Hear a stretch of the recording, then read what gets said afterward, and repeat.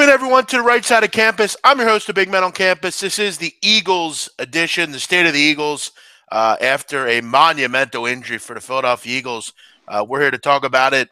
Always like to do these kind of not mid-season, but mid-season, end of season state of the Eagles shows, and kind of just talk about the NFL from an Eagles perspective. Obviously, we have a very good team this year, and now we have to pick up the pieces and talk about how we'll move on from this. Lot to talk about. I'll bring in my friend Ryan. Ryan, you and I have been friends for many years. We're big Eagle fans, both of us. First of all, how you doing? I know many of you, if you follow the, I follow SBR on the game casts that we do, the live betting shows. Ryan's usually in the background of those shows, yelling and whining. He joined me live. Ryan, how you doing? What's up, man? Yeah, I'm doing good. Yeah, no, you're right. I wear my emotion on my sleeve like you do, and it's hard to keep those emotions under check when you're watching the Eagles. We're passionate fans, and it hurts when they lose, and it's great when they win. And for this season to be going the way that it's been going has been fantastic. And then, at about 6 o'clock yesterday, things kind of took a turn, for the worse, I guess you could say. But it is what it is. We'll talk about that and see where this team can go. Because I think, and if you've listened to our shows in the past with Jeff and I talk about the Eagles, usually we're on different pages when it comes to this team. But I think tonight we're going to be on the same page for the most part. Well, look, here's the thing. Okay, you come into the season, there's expectations, but there's not. You think they're a decent team, and you think, okay, well, you got your quarterback, you got some playmakers, and they made many moves. They went out and got Alshon Jeffrey. They got Torrey Smith. They made some moves, bringing in Ajayi in the middle of the year. The defense got improved with we already knew they'd be good. But, the problem I always have with this team, Ryan, as we kind of begin here, is either they thought they were, good or they weren't, because they go out and get Sidney Jones. It's like, well, he can't even play. What's the thought process there? But yesterday, so they're playing well, and this all happens, and you think to yourself, I think we thought right away, Ryan, that something bad was going to happen, because just the way, I don't know if you noticed, but in his face you could tell there was something wrong. But he kept playing, so it didn't really think much of it. But then when he went in, and you hear knee, what's your immediate thought, Ryan? ACL. But right now it's about going forward. We know what happened in the game. We all watched it. We don't have to recap what went on in the game. Real quick though, Jeff. I think you have to give this team some credit for winning that game. No, I do. He was out. He was out the whole fourth quarter on the road against a Rams team that's been rolling. Right. You got to credit the Eagles for pulling it together and getting out of there with a win. No, and I do, and I want to make that clear. The fact they were able to find a way to win the game was really the lost story, and a story that we don't give them much credit for. But the truth of the matter is, whether Carson Wentz gets injured or not, today we wake up and the Eagles are 11-2, NFC East Division champions, and have the number one seed in the NFC. Okay, that's the good news. But now you have to look forward and say to yourself, now what do you do without Carson Wentz? But now I've saw that, Ryan, that during the injury, the injury was possibly sustained when he leaped into the end zone, which is interesting. Usually, right. Usually ACLs are, they're non-contact, but that's really odd that, it happened the way it did. But before we get into, kind of the crux of it, I want to welcome anyone in here joining us. Plenty of Eagle fans in here. We'll get into some of the comments here in a little bit. Feel free to send in your feelings, your comments about the Eagles situation, and any NFL questions, really. At the end of the show, I'll give out my prediction for the Super Bowl. Ryan will as well. And if you haven't, please like, subscribe, comment. The subscribers have really went up, obviously doing the college hoop shows. Jeff, it's funny, too. Real quick on Twitter, I saw last night, getting back to the injury when it happened. I forget the guy's name. He's a very popular doctor on Twitter. Dr. Chen. He did a little Periscope last night talking about the injuries yesterday, and he mentioned in his little breakdown that he didn't think that the injury happened on the hit. So it's funny that he made that mention last night before any kind of word came down. He thought that it would have been maybe a play before. He said it's very uncommon for someone to injure their ACL like that on a hit like that. Usually it's a non-contact. So it's pretty interesting that he diagnosed that last night when today we found out for sure. So. Yeah, he's a go-to guy. He's a good follow if you haven't. He He's a guy is. that's really good as far as the doctor stuff. He was a team doctor for many years. But all right, Nick Foles is the topic now. And can this team continue to roll with Nick Foles? Here's the thing: the next 3 games are very winnable, especially the next 2. The Giants are a fucking layup. They'll beat the Giants. They'll beat the Giants with you a quarterback, Ryan. Second, then you get Oakland in here on Christmas. But here's what I like about Nick Foles, and I want to make this clear. I'm a Nick Foles guy. I like Nick Foles. I think he's a guy that will succeed. I think we have to look at him and say he's been arguably the most unlucky quarterback in his whole career. You look at when he comes into the league. Eagles take him. He comes in for Michael Vick, takes him to the playoffs in 2013. They then lose that playoff game against the Saints, the game I was in, Ryan, in the house for. I remember that game perfectly. Saints, January 6th, I believe it was, or 16th, one of those days. I remember they lost that game, but they weren't ready in that game. But Nick Foles, you look at the next year, comes in, plays okay under Chip Kelly, or actually really well under Chip Kelly, and then Chip Kelly starts selling off all the assets. He sells off LaShawn McCoy. He sells off Jeremy Maclin. He gets rid of Deshaun Jackson. So what are you really working with? Then he gets traded to the Rams for Sam Bradford, a trade that we could argue is probably stupid to begin with. He goes to the Rams, has really no receivers. Jeff Fisher's the coach, so he's going to obviously ultimately fail there. Then he gets let go. He wants a trade. He wants to get out of St. Louis. He goes to Kansas City, back with old Andy Reid. Comes in, plays decent for them under Alex Smith, and Alex Smith comes back, so they relinquish him and put him back on the bench. He then comes back to the Eagles, and he's in a backup role. Ryan, you could argue he's pretty unlucky. I mean, from bad coaches to no personnel, he has had a good career in the NFL. Yeah, I actually heard a quote last night that from Nick, that he was actually in a very dark place before he signed with the Eagles, that he was contemplating retiring and he wasn't sure what he was going to do in the future. So, yeah, I mean, he's definitely – I mean, after he left Philly and had that fun run in 2013, it's been a lot of lows and not many highs for Nick. But he comes back here because he liked what he saw and liked what the Eagles were working with. Peterson was a big reason he came back. And look, I mean, I think Nick Foles is one of the better backup quarterbacks in the league. I mean, would you rather have him or, Tom Savage, or would you rather have him or, God knows all the other, backup quarterbacks that teams trot out on a week in and week out basis. I would rather have Nick Foles for sure. I think that has capable starts. I think other than, even Case Keenum, and we could argue that Case Keenum and him are on very similar levels. I mean, Case Keenum until this year has been a hack in this league for many years, as you know. But I think if you put them on a neutral field, I don't think it's that much of a difference. And that's why, for me, when you look at what this team – here's the thing. They have to get home field advantage. If they don't get home field advantage, it's going to be difficult. You have to go out and win the next 2 games. If you can do that, look – you got to try to cut down as many games as possible to get to the Super Bowl. If you get home field advantage in a bye, you have to win 1 game to get the NFC Championship. Yep.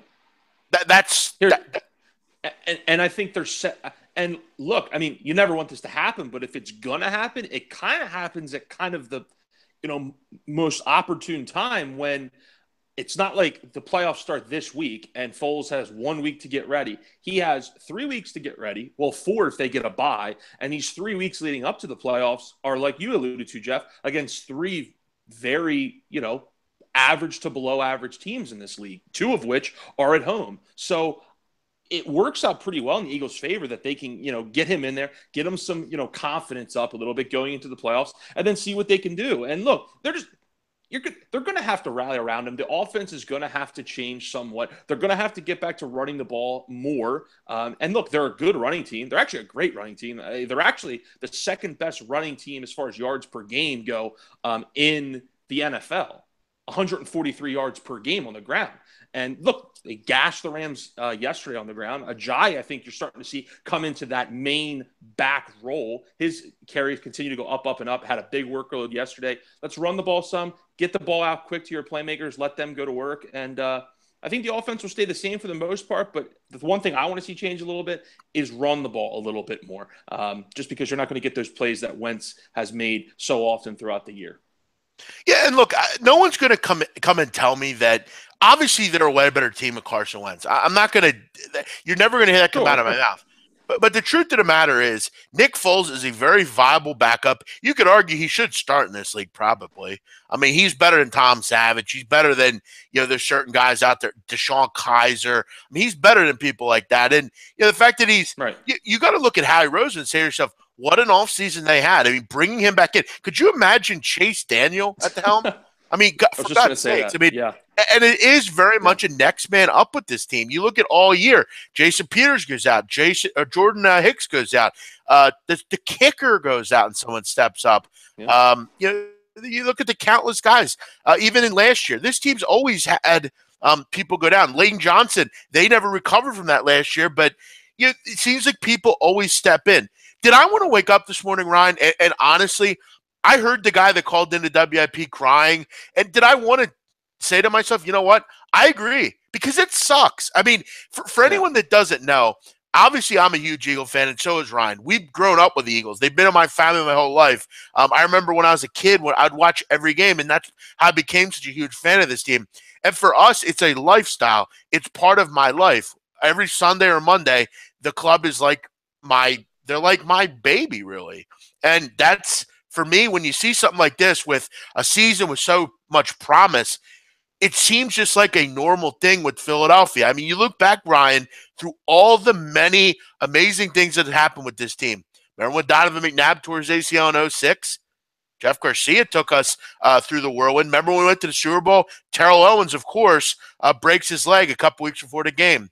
Michael Vick was injured. I mean, it's always something seemingly with the Eagles. And yeah. And go back even further when we're 2 or 3 years old, a situation very similar to this. I remember my dad talking about it multiple times. In 1991, when Randall Cunningham got injured the first week of the season in Green Bay on a cheap shot and tore his ACL, and the national media, Eagles fans, everyone thought that was the year that the Eagles were going to win the Super Bowl, because the defense was one of the best defenses ever, with Reggie Wright, Jerome Brown, Eric Allen, Seth Joyner, our boy Seth Joyner. I mean, that team was stacked. And then he gets hurt, and they still manage to go to the playoffs, but ultimately don't win the whole thing because Randall gets hurt. And it's just, you're right. I mean, it's just you when he gets hurt and it gets reported that his knee, and then Schefter tweets out it's probably an ACL. At this point in my life, I just kind of chuckle about it, because and maybe that sounds bad and maybe that sounds lame, but I didn't get mad, because it's like you said, Jeff, this is almost expected. Of course, the Eagles with Carson Wentz, I could honestly say I think they're the best team in football. I think they're better than the Patriots as a team. I think they would be. I think they were the best team in football, and it's just typical that, of course, he gets hurt and he's out for the season. And I was thinking before we went on the air too, Jeff, just real quickly, injuries are part of sports. They always are. They always will be. This team's 11-2.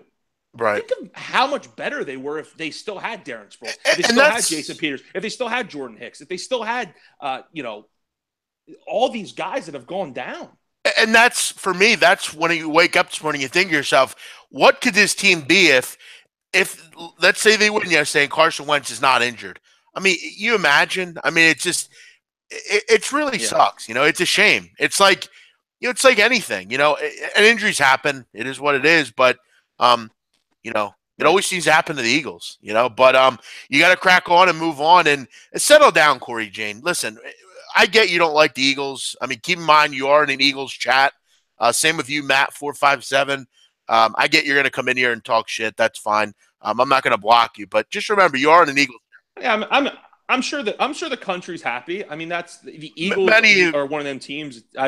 As I get older, it seems like you either love them or you hate them. So I'm sure there are people that were on edge because of how good the Eagles looked, and they're like, "Shit, I hope this team doesn't win." And now, I'm sure they're feeling a little better about themselves, and of course, they want to talk some shit. Yeah, I mean, I'm sure Matt57 and Corey Jean are both Cowboy fans, and they'll continue to laugh about it. We can make the playoffs finally. Truth of the matter is, you're not going to make the playoffs. You're a fucking laughing stock. That's the truth of the matter. I mean, you can bemoan and laugh at injuries, but you know what the real truth is. Both of you, the fact that you've never seen them win a Super Bowl. You probably, what have you seen them win, one playoff game in the last 20 years?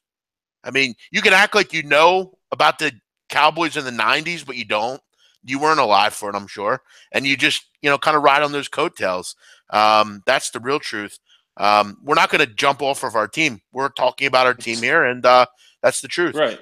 Quarterback is critical. I like Nick for a backup. Funny they stated on ESPN the most important position is starting to be backup quarterback. That's a good point, Gary. That's exactly right. Yep. Look at Ryan. Like I said earlier, if you don't, let's say Mark Sanchez is still here or Chase Daniel. I mean, we're not having these conversations. We're pretty much saying right away, season's over. Right. No, you're absolutely right. I mean, you wouldn't have as much confidence. I wouldn't have as much confidence as those guys as I would have in Nick Foles. And all you have to do is go back and look at that fourth quarter last night. Foles led them on a couple scoring drives, made a great throw on 3rd and 8 that all but ended the game. And coming in, rusty as all hell, cold as all hell, in a critical point of a critical game, the most important game of your season, and he performed pretty well. And we also got some good news today, Jeff, that I wanted to bring up as well, is Steven Wisniewski, who went out last night, starting left guard, was really it was a big question mark last night. The Eagles reporters were saying he was going to come back in. He's probable to return. He doesn't. So it's like, shit. I mean, are they going to be down another offensive lineman? News comes out today that he should be good to go for Sunday. He'll just, take it day by day, but he should be good to go, which is important because they're going to need to protect Nick. He's not near as mobile as Carson is, but that's obviously a big get back for the Eagles. You have to be able to run the football, though, and that's the thing going forward. This team's going to be a run-first football team. The problem is teams are going to key in on that and make Nick Foles beat them. I think he can, though. I've really seen that with this guy. I think he can go out, and he's going to have plenty of time. Marcus Hayes said it best, Ryan, in the Daily News today. They have 3 weeks and probably a bye week to get this done. That's a month.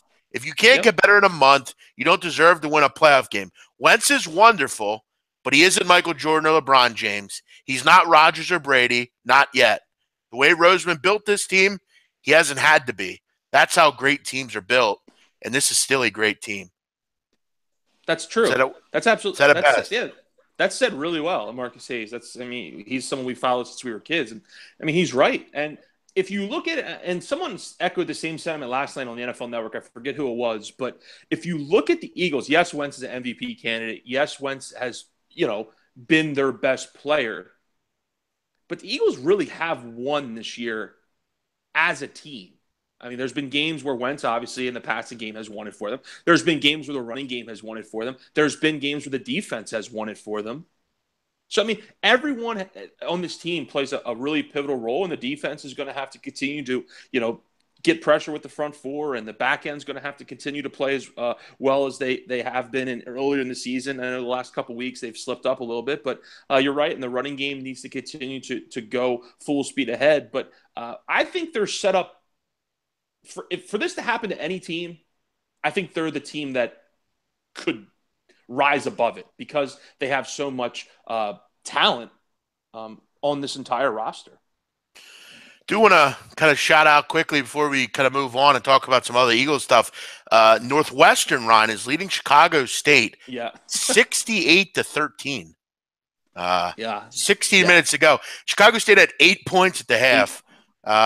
Listen, I actually watched like the first 3 minutes of this game, and it was like they jumped up to a 12-0 lead. It was pretty amazing how bad Chicago State was. But hey, we know they're in it for the paycheck, Ryan, as we've talked about. But Ryan, I have to ask, you look at kind of the other teams vying for the NFC. You have the Falcons, the Saints, the Rams, the Vikings, Seattle, and whoever, maybe even Dallas if they can get in. So I have to ask, who would you want to face the most? Because I got to be real, other than maybe the Vikings, I don't necessarily see any team that's coming into the link and beating the Eagles. I would agree with that sentiment. Let's just real quickly take a little rundown of the teams that'll get in. Obviously, I don't want to really play Seattle again, just for Russell Wilson is such a headache, and it's funny. I think you saw Jacksonville yesterday really kind of copied the game plan the Eagles had the previous week, saying, look, we can take shots down the field on this secondary on some of those, over-the-top plays that Wentz and the Eagles missed 2 weeks ago. Jacksonville didn't miss him yesterday and had a couple big plays and was able to expose that secondary. But Russell Wilson obviously is the X factor there, so I'm not really high on playing them. And the Vikings, you're right, I'm not real high on playing them because of the defense that they have. But am I afraid of the Saints out at the link? No. Am I afraid of the Falcons? Absolutely not. They're playing well the last couple weeks, but right. But they really haven't done much. Carolina, I've made that crystal clear all year that I'm not scared of them. I mean, they almost blew that game yesterday, for goodness sakes. Cam tried to hand that game to the Vikings, and the Vikings just handed it right back. Who else? Well, I think you make a good point, though, about the Saints. And that's why getting home field advantage is so key. You need to focus everything you have over the next 2 weeks and get home field advantage. Okay, that can mask a whole lot here. Well, they better. I think they will. If they don't, they will not go to the Super Bowl. Then there's if they can't win. If they can't win 2 of these next 3 games, then that's obviously. And keep in mind, the next problem. 2 games that's a problem. Are against the Giants and at home on Christmas against the Raiders, who I'd imagine will have no interest in that game. So that's the thing. And if the Chiefs win, this weekend against the Chargers, and the Raiders would lose, they'd be 2 games back. It would almost be over. So yeah, I mean, there's no excuse with Nick Foles or with Carson Wentz, whoever. Yeah, you have to win 2 of these next 3 because these teams aren't very good, and two of the 3 are at home.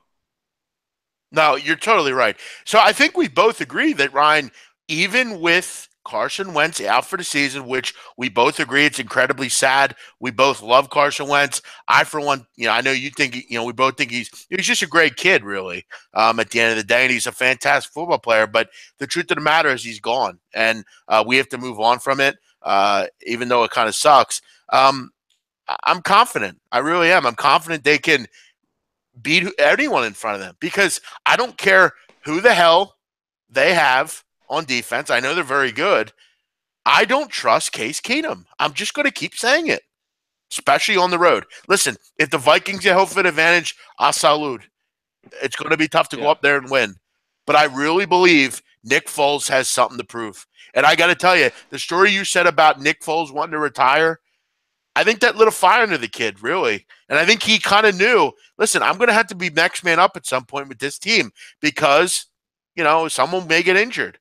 And you even saw yesterday, he didn't have to do a ton, Ryan, in that game, but he made some real nice throws that not a lot of kids can make. He could throw the ball deep down the field. Yep. Is he as mobile as Carson Wentz? No, I'm not going to sell you. But I got to be honest, I don't mind him taking a sack and saving himself as opposed to running with the football. They're going to lose a lot with it. It's the truth. He's going to get sacked a little bit more, but they have to shore up the left side of the line. Okay, get Wisniewski healthy. Make sure Vitae, who's played pretty well, make sure he's good. I got to tell you, Ryan, I'm a little bit more concerned right now with the defense. They did not play well yesterday. I guess that was just you throw caution to the wind. They had a tough game, but they have to be way better because they were not anywhere near good enough yesterday. But I guess it's just on the road against a good quarterback. But the pass rush has seemingly disappeared. Where's Timmy Jernigan? I haven't seen him in weeks. Is he still on this team? Yeah, I mean, look, the defense in the first half played really well. And, obviously there's multiple plays throughout the course of a game on both ends that could really change the dynamic of a football game. And one of those would have been that interception down in the red zone that Nigel Bradham just blatantly drops. They're up 21-7 at that point. They had just given up a big play to Cooper Kupp to get him down inside the 10. And Goff, who I might add, I meant to tweet this out, but I didn't. I'll be honest, I wasn't overly impressed with Jared Goff yesterday.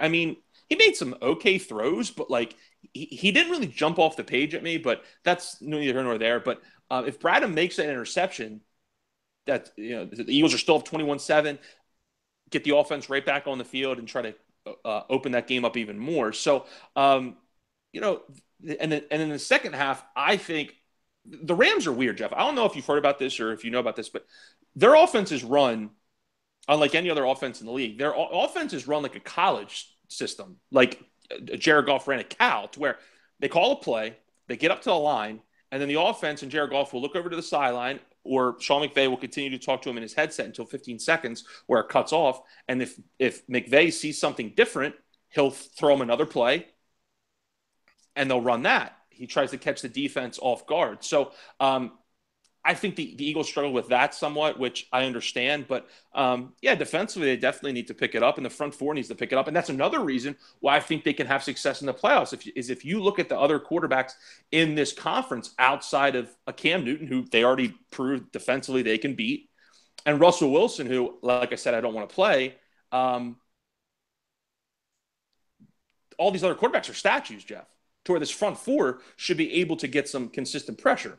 So I'm okay with their defense, honestly. And I think in the playoffs in January at the Link, when it's 20 degrees out, 10 degrees out, I think it works in their benefit. Yeah, I definitely don't want to see the Seahawks. I'm just saying, I don't want to see Russell Wilson at all. They can't beat him. Yeah, I don't care where the game is. I don't want to see him. I don't care if it's in Philly. I don't care if it's in Seattle. I don't want to see him. The Vikings, I got to be real. I don't mind seeing the Vikings. I think the Eagles can beat the Vikings. It'll be a low-scoring, knockdown, drag-out affair. But I think we act like why do we keep acting like the Vikings are way better than the Eagles? They are in the same situation. Exact same. They have limited talent at quarterback, and they have a good defense. They have a better defense, but I think the Eagles have a better offense. Okay? I mean, they have a better run game. I mean, people put this Vikings team on a pedestal. Yeah. Right. They put this team on a pedestal like, they're the best team in the league and they're unbeatable. The Falcons aren't coming to the Philadelphia and winning. You cut them out. The Saints are interesting, Ryan, because for all these people that say, well, they can't win outside of the dome, I watched Drew Brees come up here and pick the Eagles apart in 13. But keep in mind, that was with Chip Kelly at the helm. That was a whole different team, football. Right. This team is obviously Eagles probably should have won that game too. If you were there, you remember Foles of all people, they score with about under 2 minutes to go. Sproles of all people, makes a big return out to 40. Kerry Williams gets a horse collar tackle penalty. At that point, they're all but in field goal range, and they kick a field goal to win the game. So, and again, I find it really funny, and this is the great thing about our chats that we have, because there's so many good opinions in here. Here's the truth of the matter, okay? For all these people, the Vikings are so good on defense. You give them 31 points yesterday, okay? I mean, they got shredded too, okay? They gave up a lot of points to the Redskins a couple weeks ago. And it's like, oh, well, they shut down the Falcons. The Falcons offense sucks this year. Move on. Come on. That's a good point. One thing I'll say about the Vikings too, Jeff, real quick. One thing I'll say about the Vikings that I brought up last week to one of my friends. I said, one thing we haven't seen from the Vikings, I don't know, all year, at least with Case Keenum at quarterback, we hadn't seen them play from behind and try to come from behind. And that winning streak they had up until yesterday, they were playing with the lead. The defense was spotting the team 10, 14 points. Case Keenum could, kind of do his thing, and they could get out of there with a win. You fell behind early.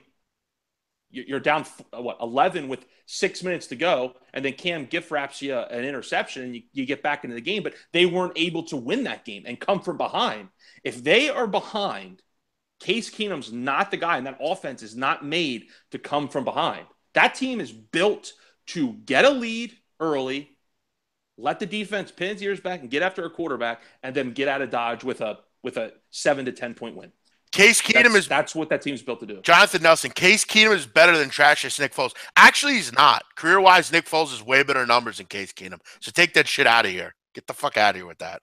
Come out here with facts. If you want to come at me with facts, come at me with facts. That's fine. Truth of the matter is, all of Nick Foles' numbers are better than Case Keenum's.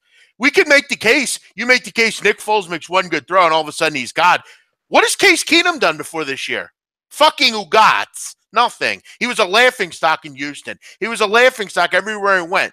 He comes and strikes gold and has a good year, and now he's fucking Jim Plunkett or something. I mean, come on.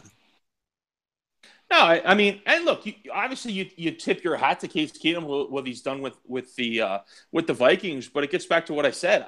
He's not the kind of quarterback, and that's not the kind of offense that is, built to come back. They need to get a lead, and they need to just sit on it and let the defense go to work. You saw yesterday, if they have to come from behind, especially on the road, they're going to struggle. And I definitely, if they came to Philly, I would obviously be a little concerned, but I wouldn't be overly concerned because of Case Keenum and because of that offense and the way that they're kind of built to play the game of football. So, Ryan, this year, okay, we also had a hot take from Tennis Boys who came in and said that the Eagles cannot stop the run. That was actually just said in the chat. Schwartz is overrated, very overrated. I don't know if you're aware, Tennis Boys, but as far as rushing yards given up this year, the Eagles are almost 200 yards better than everyone else. They've given up 926 total yards. The next closest, 1145, Ryan. They're giving up 71 yards a game. People like to just watch the game yesterday and see Todd Gurley have a couple big runs, and they just jump to conclusions that the Eagles can't stop the run. So it is what it is. That's the way people are. They don't like to use facts and numbers, but look, it is what it is. Did the defense struggle yesterday? Yeah, I mean they did. I'm not going to sugarcoat it and say they didn't, but they had a rough game. It is what it is. But guess what? They won the football game, and they move on. And going forward, we have a month, like you said, like you read that nice piece from Marcus Hayes. You have a month to get things straightened out. And I think you have to tip your hat to Doug Peterson, because with all the guys that have gone down, he's kind of pushing all the right buttons to get this team to continue to win games. And not only were they winning games, they were kind of dismantling teams there for a little while. So it's going to be interesting to see how things go, Jeff, with Foles at quarterback, obviously. But I feel a little better with him than some of the other guys we talked about earlier. Bruce Chad checking in. What's up, Bruce Chad? Hope you're doing well, buddy. Do you have any? I'm sure you had Domino's for dinner tonight. What kind of topping did you get? Bruce Chad, no Bitcoin talking here, Bruce Chad. We're not putting up with that tonight. Yeah, John Nelson, we'll wait for your response. I'm not sure if you ever give one back because we pretty much shut you down with your comment about Case Keenum. Listen, if you're going to come in here, just come in here with facts. That's not correct, John, and you seem like you're aware of that. Look, Bruce Chad had French toast tonight. That sounds good. Breakfast for dinner. I love French toast. I love French toast. Jonathan Nelson, I agree with you on that, big man, but you can't deny he's having a great year. I'm talking about this year. Okay, yeah, listen, I don't think I ever said he didn't have a good year. He is. He's had a good year, and he's done it without Dalvin Cook, which another team that's had injuries is the Minnesota Vikings. And yes, they are better defensively, but I don't think it's by that much. They're very close to being the same team. And on the Eagles field, they would be favored, the Eagles. It's going to be difficult. It's whoever gets home for the advantage to me is going to win. That's the truth of the matter. And I got to tell you. Go ahead. No, I was going to say you're a big better guy. You saw that the probability of them getting to the Super Bowl only dropped by, I think, like 2 or 3 percentage points out in Vegas. It shouldn't. So it's not like you took arguably the MVP of the league at this point off the team, and Vegas only drops their probability of getting to the Super Bowl by 3 percentage points. That should tell you all you need to know right there. Right, exactly. Best gambler, where's the eggnog? Do you have any eggnog, Ryan? I love eggnog, dude. I don't have any. I'll probably be getting some this week, though. We're getting closer to Christmas. I don't like to drink it too early. I like to drink it a little closer to Christmas time, but it is good stuff. I love eggnog. Another raring take by John Nelson. There's a reason the Eagles got rid of Foles in the first place. Yes, his name is Chip Kelly, and he's a fucking idiot. He got rid of a lot of players they shouldn't have gotten rid of. Nick Foles had a bad fucking rap.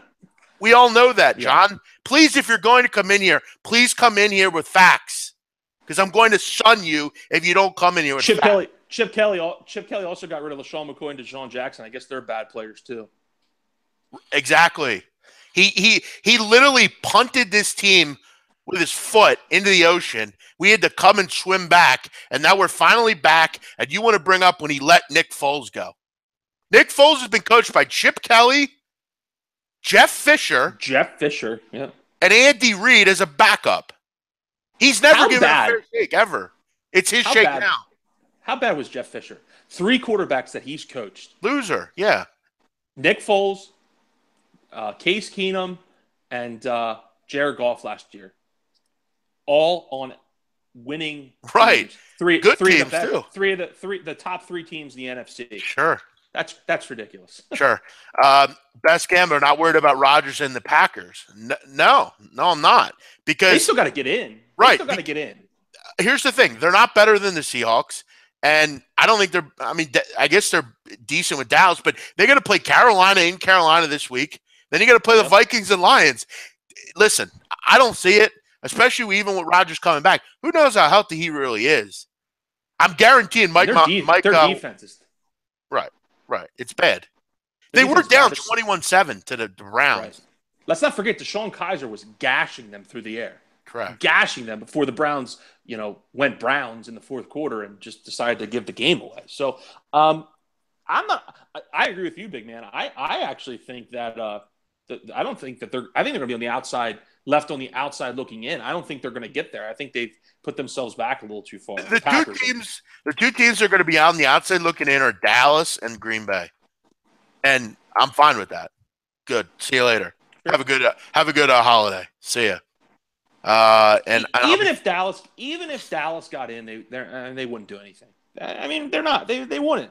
I mean, they were struggling 3 quarters with the biggest joke of a franchise this season in the NFL, that is the New York Giants yesterday. I mean, they were struggling. I mean, and yeah, credit them for coming back in the fourth quarter, but I mean, that's a game that you need to go in there and win by double digits. That's just my opinion. But here's one thing that's good about Aaron Rodgers coming back, and this is actually pretty big. Minnesota, we can all root for Cincinnati this week. Cincinnati's not beating the Vikings. But next Saturday, or 2 Saturdays from now, Ryan, the Vikings got to head into Lambeau and play Green Bay. Yep. And Aaron Rodgers will probably play in that game. So what the Eagles need to do is not worry about everyone else. Just go ahead and win your games and do it the old-fashioned way and get the job done here. Because I don't want to worry about other teams, Ryan. I want to do it ourselves. That way we don't got to worry about it. And that gets back to them winning that game last night, finding a way to win that game without Carson Wentz in the fourth quarter. That made that win so much bigger, because if they lose that game last night, now things are a little bit fishier. You're putting a little bit more pressure on yourself. Now you have a little bit more leeway. You're a full game up now in Minnesota.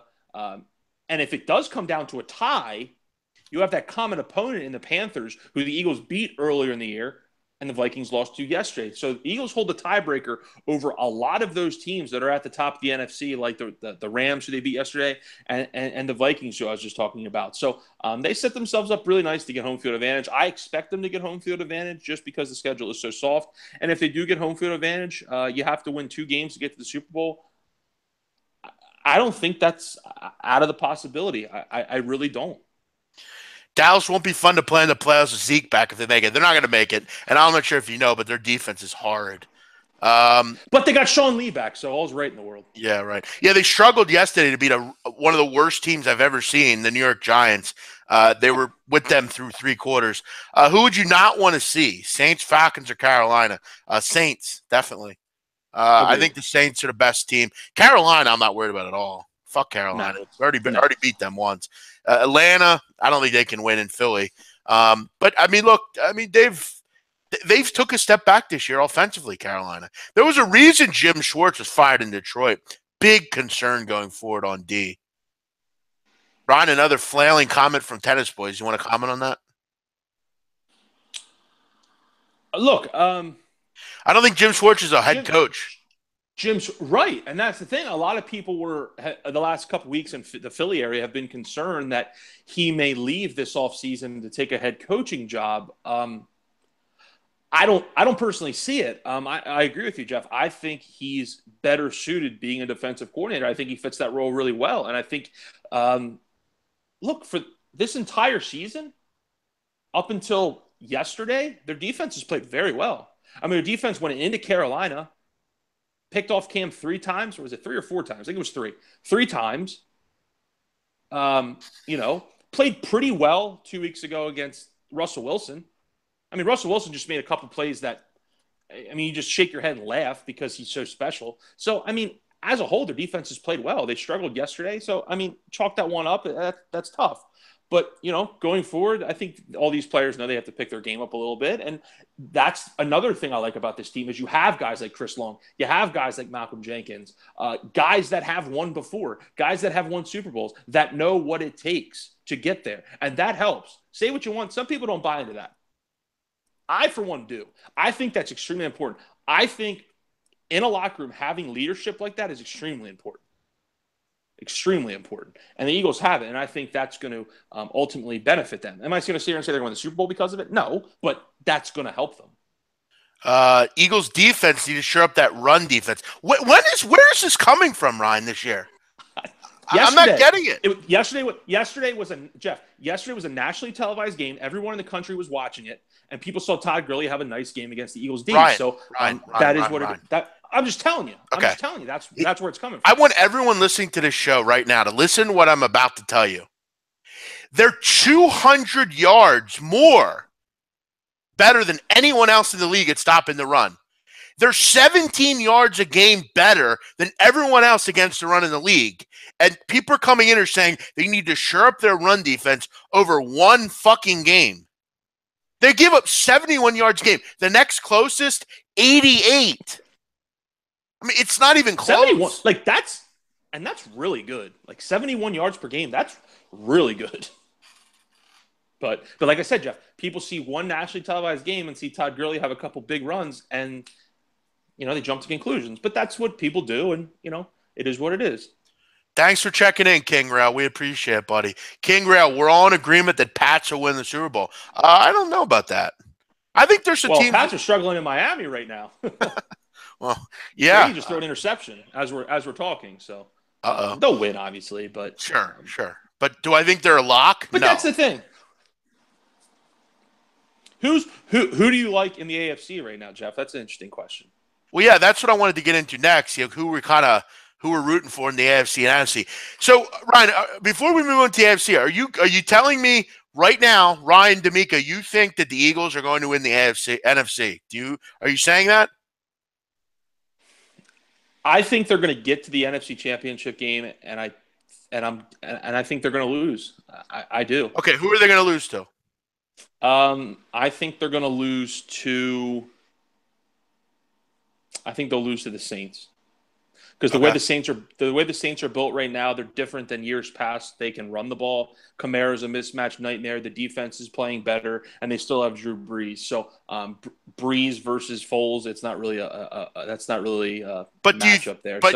So I ultimately think it's going to be the Saints. Just because if it was Wentz, yeah, I mean, for the last 3 to 4 weeks, I was in. I was off my fence, and I was in saying that the Eagles were going to. I projected them to go to the Super Bowl because I didn't think there was anyone in the NFC with Carson Wentz could beat them. Now with Foles, I'm hopeful, and I think they can do it. It's just such a quarterback-driven league that I'm not ready right here the day after Wentz gets hurt to say that they're going to go to the Super Bowl. I like to see what Foles does this last month and then into the playoffs. But as we sit right now, I just can't do it. As much as I want to, man, as much as I hope it happens, that we have this magic ride that so other teams get to have, like the Giants and the Steelers, where they go in as a wild card team and run the table. And, 3 times it's happened, Jeff, where starting quarterback has got hurt in the middle of the year, and the backup has come in to lead the team to a Super Bowl. Jeff Hostetler did it with the Giants in the early 90s when Phil Simms went down. Kurt Warner did it there in the late 90s when Trent Green went down. And then obviously Tom Brady did it. Drew Bledsoe went down. So it's happened, but that kind of stuff doesn't happen here. So I have to just say that they're going to lose, and I think they're going to lose in the NFC Championship game. So that's my projection. I think they're going to go to the Super Bowl and lose to the Steelers. That's my pick. That would be terrible. I think it's going to be an all Philadelphia or all Pennsylvania Super Bowl, and I think they're going to go. I think it's going to be a close game all the way through. And I think Antonio Brown's going to catch a big pass with about 40 seconds to go. They're going to kick it like they did last night, and they're going to Because they're gonna have the best player in the field that day, and they're gonna rip everybody's heart in Philadelphia out of their chest. That's my call for it. I like Pittsburgh. I think the Patriots ultimately are going to get to the Super Bowl. Will they win it? I don't know, because they obviously have some flaws, but I'm a little concerned with Pittsburgh, and I'm not really hearing a lot of talk about it. I'm not really sure why, maybe because of all the have on offense, but that defense the last couple of weeks is really starting to get exposed, and they've had to come back and win against some very inferior teams. Now, granted, they won. They found a way to win, and you move on. They're 11-2. But when you lose to the Bears and you have to come back against the Colts and win on a game-winning field goal as time expires, and you have to come back at home against the Packers with Hudley at quarterback and kick a game-winning field goal as time expires, and you have to come back from 17 points down against the Bengals, who are terrible, and kick a game-winning field goal. And then lastly, that's a rivalry game, so I'm not going to put a lot of stock into that. Anything can happen in those. But you're starting to see a pattern here, and you can't sustain that all the way through, I believe. You can't keep coming back. It just, that takes a toll on you. So I'm going to go with the Patriots and Brady and Belichick. I can't go against them. How about this turn of events, Ryan? Go ahead. Jeff, what if – I hope your prediction is wrong, because I'm telling you right now, as tough as this is right now with Carson Wentz, if the Eagles lose the Super Bowl to the Steelers, especially where we live, where there's so many Steelers fans, and you think – people think Eagles fans are annoying. I fucking hate Steelers fans. Like, I hate them. They have this, like, vendetta out for the Eagles for whatever reason. I mean, we don't play in your division. We don't play in your conference. We play once every 4 years. I don't get it. That would be hell on earth if that happened. So I hope you're wrong. So who would you rather play, Steelers or the Patriots? I think the Eagles match up better. I think the Eagles – this is crazy for me to say, but I think the Eagles match up better against the Patriots. I truly believe that. Wow. Brady has shown this year that he is getting hit a lot. The offensive line is a little shaky this year. You trust that defense either. Exactly. That's the thing. They've gotten better, sure, but they're still. They have guys in there that Chris, you've never even heard of. So I think the Eagles would just match up a little better personnel-wise with the Patriots instead of having to take on the killer bees in Pittsburgh. So. How about this turn of events, Ryan? Drake is leading Minnesota at halftime. How about that? I got them plus 20 tonight. They're leading my 4 at half. How about that? Wow. Let's hope for no blowout city in the second half. Is that in Minnesota? Yes. How about this? Wow. And listen to this. Drake's shooting. Ryan, guess what Drake is shooting from the field? 72%. 36.7%. And they're still winning. And they're still up 4. How about that? Oh, man. Yeah. Let's hope they keep it going. 20 more minutes. Yep. Just keep it closed, boys. Ryan, before we go tonight, I want to get your opinion quick before okay, John. Okay. We get it. You don't like the Eagles. We get it. Okay. What's he have to say? Well, he just keeps talking negatively. Carson Wentz carried the Eagles. Thanks, John. We didn't know that. We weren't aware of that. We weren't aware Carson Wentz has had a great year and carried the Eagles. He's the MVP of the league at this point, of course. Right. No one's saying he didn't, wasn't an intricate part of the team. But by the way, 3:49 to go. Miami up 6-0 on the Patriots. How about that? No Gronk tonight. What happened there, Ryan? Yeah, he's filling in, or he's serving that suspension, I should say. That's right. Yeah, that's right. That heinous. I forgot about that. That elbow drop from the top rope that he put on that Bills cornerback after he intercepted Tom Brady, which I'll tell you, it is astounding that Roger Goodell just got an extension for the NFL.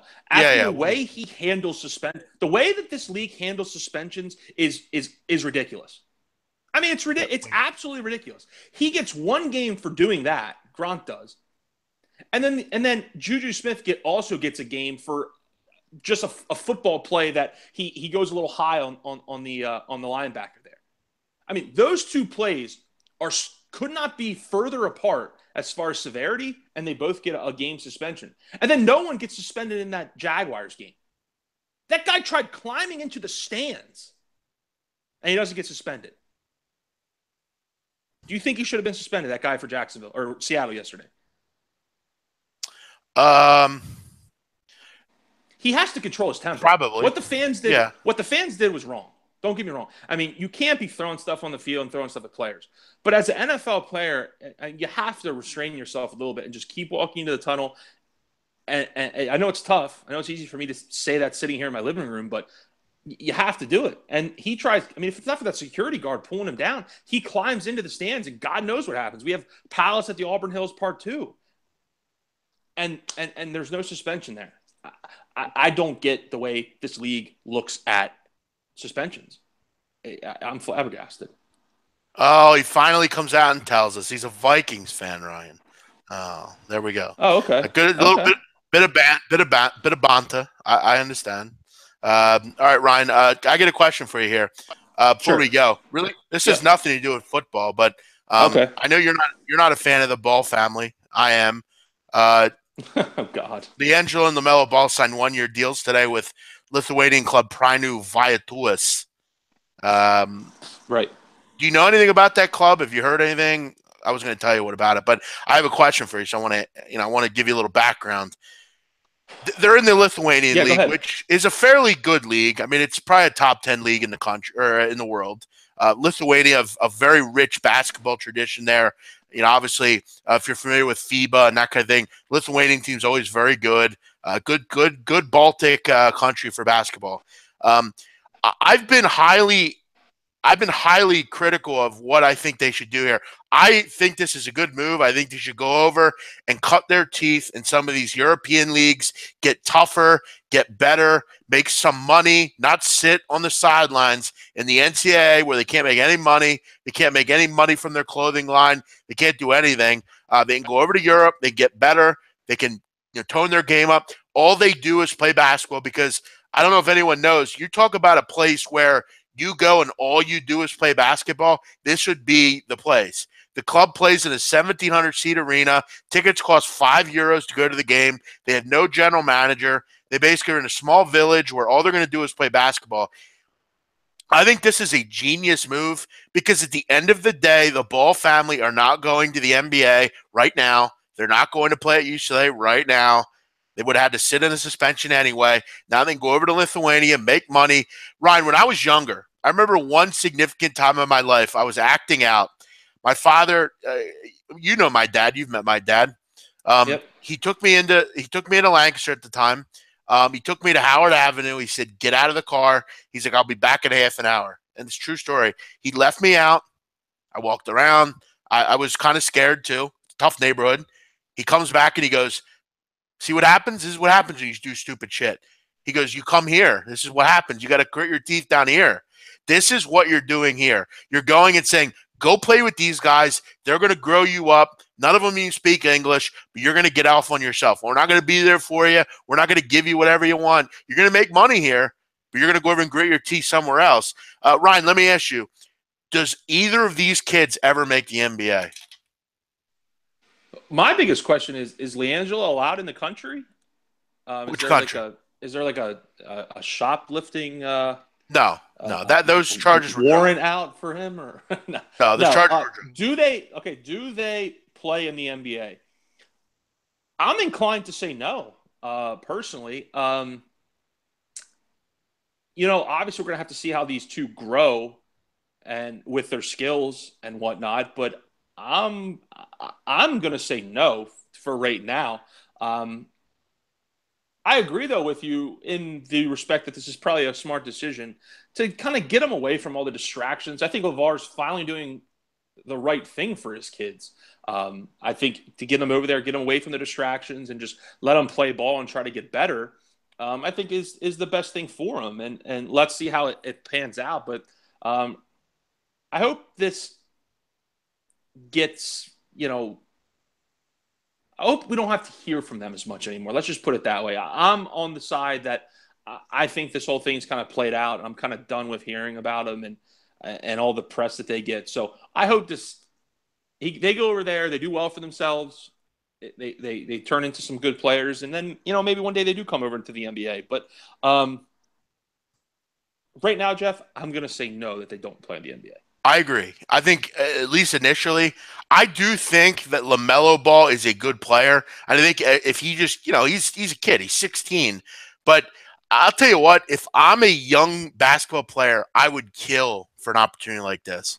This is where you grit your teeth, not in fucking college. Who was that point guard that did this a few years back? Manuel Mudiay. Mudiay, that's right. Yep, Mudiay did this, and it worked out well for him at the time. It did. You can make money. You look at Domantas Sabonis. He's a prime example. Sabonis played many years in the European leagues. Came over to Gonzaga, played there, went to the NBA. Now look at him doing a nice job. Listen, It is what it is. Unfortunately, the kid made a mistake. But at any rate, I think Leandro has to realize that he's not an NBA player. I've said that before. He's not good enough. But the younger one, I do think is. And I think together – they'll have bodyguards over there. Ron, I urge you, if you're ever free and looking for something to watch, you're not a big ball guy, but I really urge you, watch their show, the Ball in the Family. It's a really good show, and I think you'll realize and learn LeVar Ball is actually a really good father, and he's done a lot for his kids, actually. And this is going to allow both those kids to make money and to learn how to get better. So, if you're ever looking for a show out there, watch that show. I think you'll learn that they're not as bad. He's not as bad as he comes off to be. But this isn't really Eagles talk. I just wanted to ask. I agree with you, though. I think it's going to be, at any rate, a little bit until we find out. Because the middle kid's not definitely going to the NBA. So we'll wrap it up there. So, Ron, you think the Eagles will lose in the NFC Championship?